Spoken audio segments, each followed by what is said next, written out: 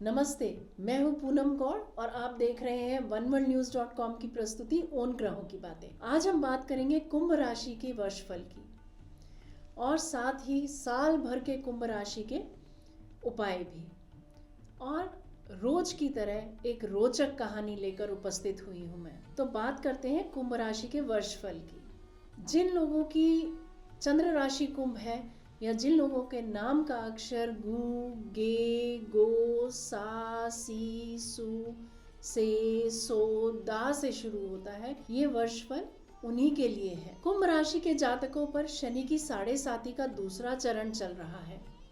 शनि मेहनत करवाता है, शनि कर्म फल प्रदाता है। ऐसे न्यायाधीश हैं जो बिना कोर्ट कचहरी गए ही फल प्रदान कर देते हैं। अगर आपने गलती से भी रेड लाइट जंप की और आगे चलकर पुलिस ने पकड़ लिया तो समझ लीजिएगा शनि ने फल दे दिया।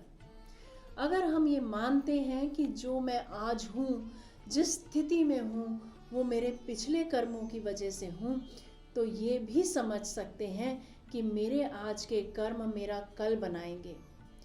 तो तैयार हो जाइए विनम्र होने के लिए। जो अब तक सुख सुविधा आपको मिली है, जो परिवार आपको मिला है, उसके लिए शुक्राना करने के लिए। अब बात करते हैं जनवरी के महीने की। जनवरी के महीने में धन लाभ एवं पदोन्नति के अवसर प्राप्त होंगे, निर्वाह योग्य आय के साधन बनेंगे। लेकिन 7.5 के प्रभाव से थोड़े से पारिवारिक मतभेद हो सकते हैं, क्रोध अधिक आ सकता है और तनाव की स्थिति हो सकती है। तो जैसा मैं हर बार बोलती हूँ कि जब जब तनाव या क्रोध आता है तब तब अनुलोम विलोम और थोड़ा सा डीप ब्रीदिंग की एक्सरसाइजेस करेंगे तो ये सब आसानी से दूर हो जाता है। अपने मन को कहीं और बैठा लीजिए, कहीं और लगा लीजिए, तो भी ये परिस्थिति ठीक हो जाती है। फरवरी के महीने के शुरू में व्यवसाय के क्षेत्र में थोड़ी सी जैसी प्लानिंग करी है उससे आगे बढ़ने पर लाभ और उन्नति के मार्ग खुलेंगे, उन्नति मिलेगी। घर परिवार में सुखद माहौल होते हुए भी थोड़ी गुप्त चिंताएं बनी रहेंगी। 13 फरवरी से क्रोध अधिक आ सकता है। पारिवारिक सदस्यों के साथ मतभेद पैदा होने के संकेत भी मिलते हैं। मार्च में वैसे तो कार्य क्षेत्र में स्थिति थोड़ी सी असंतोषजनक रह सकती है, लेकिन अत्यधिक परिश्रम के पश्चात थोड़ा सा स्थिति सुधर भी जाएगी। तो परिश्रम करते रहिए। Always give 120% of your time and the value. So उससे सबको संतुष्टि रहेगी कि हाँ आपने काम पूरा किया। स्वास्थ्य संबंधी परेशानी हो सकती है, अपने स्वास्थ्य का ख्याल रखें। महीने के आखिर में कुछ बिगड़े कामों में सुधार होगा। पारिवारिक सहयोग से कुछ कार्य बनेंगे। 22 अप्रैल तक थोड़ा सा क्रोध अधिक और मानसिक तनाव के रह सकता है और थोड़े निकट के संबंधियों के साथ थोड़ा मतभेद हो सकता है।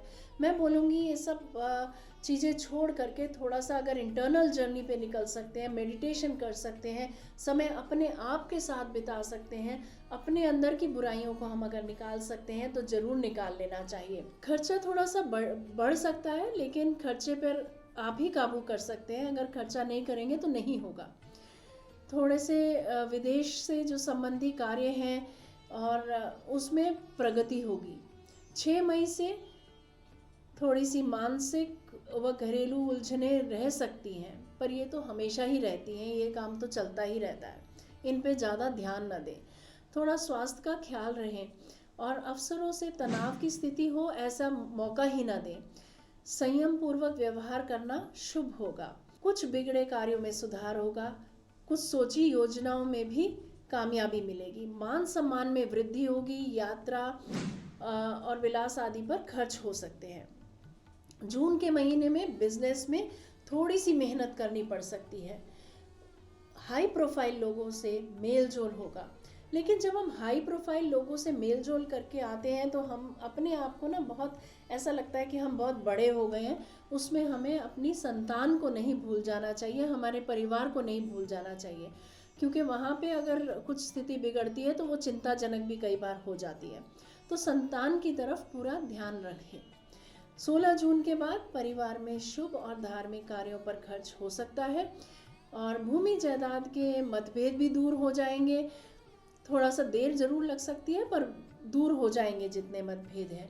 जुलाई के महीने में थोड़ा सा बिजनेस के क्षेत्र में थोड़ा सा वातावरण प्रतिकूल रह सकता है, लेकिन फिर भी परिश्रम से और मेहनत से काम बन जाएगा। मान प्रतिष्ठा में वृद्धि होगी, विदेशी कार्यों में प्रगति होगी, मित्रों की सहायता से किसी कठिन कार्य की सिद्धि होगी।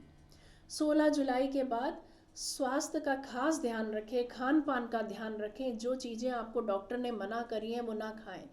थोड़ा सा तनाव की स्थिति रह सकती है। ऑब्वियसली जब स्वास्थ्य हमारा खराब होता है तो हम भी चिंतित हो जाते हैं, तो ऐसी स्थिति ही ना आने दें जो स्वास्थ्य खराब रहे, पहले से ही उसका ख्याल रखें। अगस्त के महीने में शुरू में थोड़ी सी उलझनें तो रहेंगी, लेकिन धन लाभ और उन्नति के अवसर जरूर मिल जाएंगे। किसी शुभ कार्य पर भी खर्च होगा। 16 अगस्त से थोड़ा सा क्रोध, उत्तेजना अधिक रह सकती है, तो आपको पता है क्या करना है इस जगह पे। पारिवारिक सदस्यों के साथ मतभेद पैदा न होने दें, बैठ कर के बात सुलझा लें। 16 सितंबर तक क्रोध अधिक हो सकता है, मानसिक तनाव तथा किसी निकट के संबंधी के साथ डिफरेंस ऑफ ओपिनियन पैदा हो सकते हैं। मैं यहाँ पे ये कहना चाहूँगी कि जब भी हमें क्रोध आता है तो 2 मुद्राएं हैं जो आप आराम से कर सकते हैं और आपको अच्छा फील होगा उसके बाद। एक तो ये सारी उंगलियों को आपस में दे करके मिला करके और प्रेशर दीजिएगा, तो इससे भी क्रोध जो है वो नहीं आएगा। और कॉन्सेंट्रेट ऑन द फिंगर्स, अपने जो आपस में प्रेशर लग रहा है उस पर कॉन्सेंट्रेट कीजिएगा, आपको क्रोध बिल्कुल चला जाएगा और तनाव भी नहीं आएगा। और दूसरा ऐसे भी कर सकते हैं, ऐसे सारी उंगलियां मिला लें तो इससे पंच तत्व जो है बैलेंस हो जाते हैं और क्रोध अपने आप चला जाता है। तो जल्दबाजी में निर्णय कोई नहीं लीजिएगा, वो हानिकारक हो सकता है। किसी विशेष व्यक्ति से धोखे की संभावना बनी हुई है, चौकस रहिएगा। अक्टूबर के महीने में आर्थिक हालात पहले से बेहतर रहेंगे, ऑफिस में थोड़ा बिजी रहेंगे, समाज में प्रतिष्ठा बढ़ेगी, विदेश के से संबंधित कार्यों में कुछ सफलता प्राप्त हो सकती है। महीने के आखिर में शुभ समाचार और अप्रत्याशित लाभ भी होंगे। 15 नवंबर तक उच्च प्रतिष्ठित लोगों से संपर्क, धर्म के कर्म के कामों में रुझान, धन का खर्च अधिक होगा। 16 नवंबर से इस समय विशेष उथल पुथल के उतार चढ़ाव का सामना रहेगा। दिसंबर में थोड़ी सी प्रोफेशनल इंस्टेबिलिटी फील हो सकती है, लेकिन कभी भी हमें प्रोफेशन को ना टेकन फॉर ग्रांटेड नहीं लेना चाहिए। हमें उसको ऐसे ही नहीं कि हाँ हो जाएगा हमारा काम, हम संभाल लेंगे, बॉस को भी संभाल लेंगे, नहीं। उसको अगर सीरियसली लेना है तो सीरियसली करना है। और अगर हम ऐसे ध्यान रख के चलेंगे तो कभी भी ऐसी स्थिति नहीं आएगी। और आय में थोड़ा सा खर्च, आय जितनी है उससे ज़्यादा अधिक खर्च हो सकता है। अपने खर्चों को, फिजूल खर्ची को रोक लीजिएगा। थोड़ा सा स्वास्थ्य पर भी ध्यान दीजिएगा, क्योंकि स्वास्थ्य में विकार अगर उत्पन्न हो रहा है तो खान पान पे ध्यान दीजिएगा। क्रोध को न आने दें।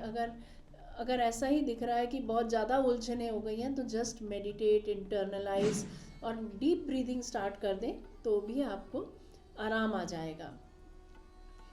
थोड़ा सा घरेलू उलझनें हो सकती हैं तो मन चिंतित रह सकता है, तो ये थोड़ा सा महीना है जो आपको संभल के चलना है। मैं बोलती हूँ दिसंबर के महीने में थोड़ा सा इंटरनलाइज कीजिएगा, साल भर में आपने क्या कैसे किया वो ध्यान रख के चलिएगा।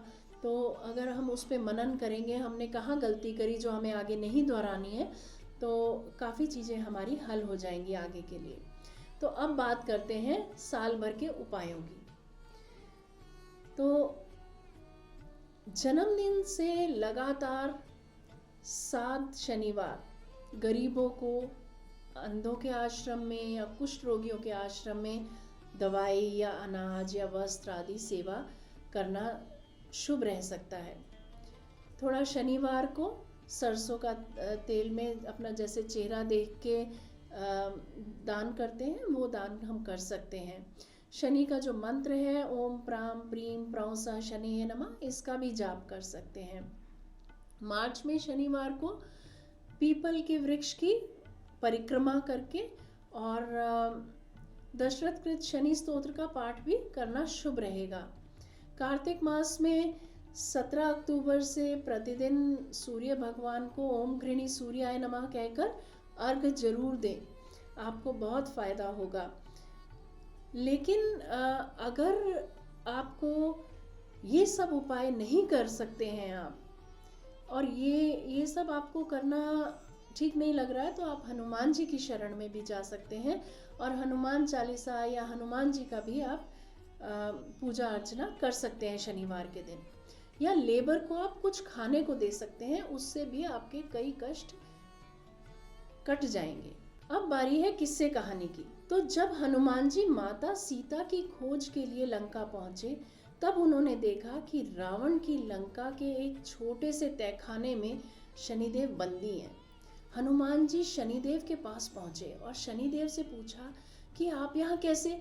तो शनिदेव ने उन्हें बताया कि उनकी वक्र दृष्टि से बचने के लिए रावण ने उन्हें बंदी बनाकर एक छोटे से तहखाने में छुपा दिया, जिससे कोई भी देवी देवता उनकी सहायता न कर सके, उनकी खोज न कर पाए। यह सुनकर हनुमान जी को बड़ा दुख हुआ और उन्होंने शनि देव की विनती कर रावण की कैद से उन्हें मुक्त करा दिया। मुक्त होते ही शनिदेव ने अपनी वक्र दृष्टि सारी लंका पर डाल दी, जिसके बाद हनुमान जी के लिए लंका का दहन करना सहज हो गया। साथ ही शनिदेव ने हनुमान जी को वर दिया कि जो भी कोई व्यक्ति शनिवार को हनुमान जी की पूजा करेगा और उनके मंत्रों का जाप करेगा, शनिदेव उसे कभी परेशान नहीं करेंगे और ना ही उस व्यक्ति पर अपनी वक्र दृष्टि डालेंगे। तो मारने वाले से बचाने वाला ज्यादा बड़ा होता है। रावण ने अपने बल पर शनिदेव को बंदी बनाया, किंतु फिर भी उसे अपने कृत्य का फल मिला। हनुमान जी ने शनिदेव को बचाया तो वरदान मिला। नेक कर्म करते रहिए और आशीर्वाद पाते रहिए। अगर आपको मेरी कहानी और वर्षफल अच्छा लगा तो लाइक जरूर कीजिएगा इस वीडियो को और बेल का आइकॉन दबाना ना भूलें। और हर रोज जुड़े रहें oneworldnews.com की प्रस्तुति उन ग्रहों की बातें से। आज के लिए नमस्ते।